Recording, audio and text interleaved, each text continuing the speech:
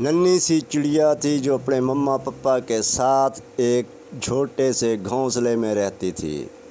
اس کے گھونسلے کے آس پاس بہت ساری چھوٹی بڑی چڑیاں رہتی تھی۔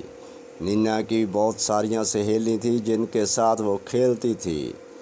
نینا ویسے تو بہت خوش تھی لیکن اسے ایک بات بہت اداس کر دیتی تھی۔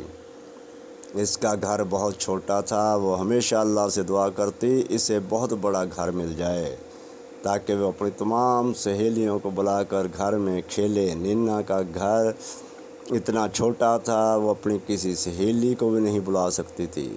نینا کی مما اسے اکثر سمجھاتی گھر چھوٹا ہے تو کیا ہوا، تم اس میں بھی اپنی سہیلیوں کو بلا سکتی ہو، لیکن نینا یہی کہتی ہے گھر چھوٹا ہی نہیں خراب بھی ہے، میں اپنی سہیلیوں کو بلاؤں گی تو میرا مذاق اڑائیں گی۔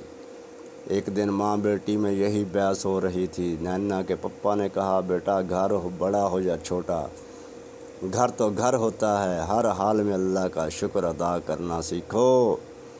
چڑیا فوراً بولی نہیں پپا ہمارے پاس ہے ہی کیا، شکر تو اس دن ادا کروں گی جب میں ایک بہت بڑے اور پیارے سے گھونسلے میں رہوں گی، اپنی ساری سہیلیوں کو جو چھوٹے چھوٹے گھروں میں رہتی ہیں بلاؤں گی اور ان کو اپنا گھر دکھا کر خوب جلاؤں گی۔ نینا کی مما جو یہ سن رہی تھی کہنے لگی ایک تو آپ اور پپا نصیحت بہت کرتے ہیں۔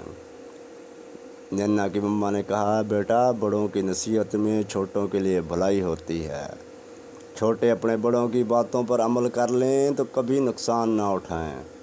اچھا مما آپ مجھے جانے بھی دیں، ویسے مجھے دیر ہوئی، یہ کہہ کر نینا اڑتی ہوئی اپنی سہیلیوں کے پاس جا پہنچی۔ سب چڑیاں اس کے انتظار کر رہی تھیں۔ نینا کے پہنچتے سب نے کہا چلو دیر نہ کرو اب چلو، سب اڑتی ہوئی نیلے سمندر کے قریب پہنچ گئیں۔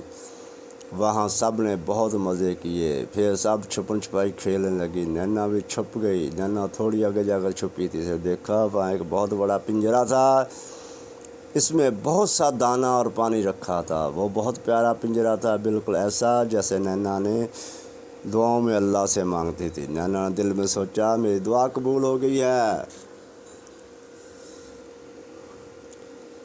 اور پھر جلدی سے واپس سہیلیوں کے پاس گئے، بتانے لگی میں نے کہ بہت بڑا پیارا سا گھر دیکھا ہے، تم سب میرے ساتھ چلو۔ اس کی سہیلیوں نے ایک جواب دیا نہیں ہمارے مما پپا نے منع کیا ہے۔